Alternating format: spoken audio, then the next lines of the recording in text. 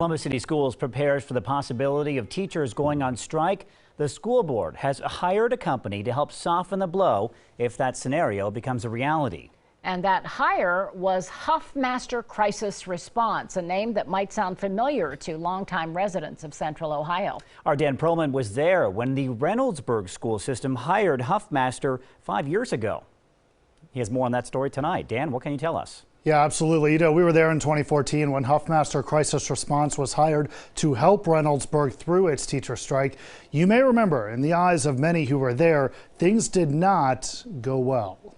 Joe Beggany is a Columbus schools teacher. He's the president of the Reynoldsburg City Schools Board, and he remembers the events 5 years ago when he was a board member. It definitely hurt the community, it hurt the students. Vividly. It hurt the administrators, the staff, everyone. For 15 days, Reynoldsburg teachers were on strike, and Huffmaster was brought in for security. The firm also hired to help staff the schools with the teachers on the picket line. But as Beggany recalls, there were significant issues. He tells me only about a third of the substitutes needed were hired. We had a lot of substitutes that were sleeping on the job. And he says there were concerns over security. There were not enough people in the buildings to cover everything the way that a normal certified teaching staff does, and safety was at risk. A Columbus City School spokesman referred me on this to comments made last night. Board President Gary Baker was asked how many substitutes Huffmaster could provide. How many do they have available?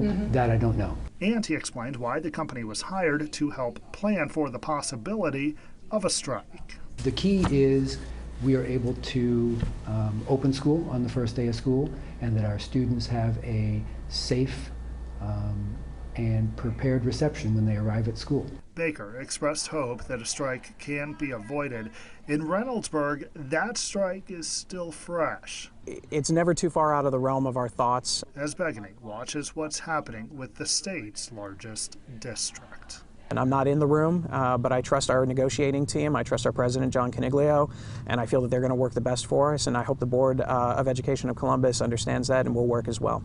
Now, more than 6 hours ago, I called Huffmaster for a response to this as well. So far, my call has not been returned. Local for you, Dan Perlman, NBC4.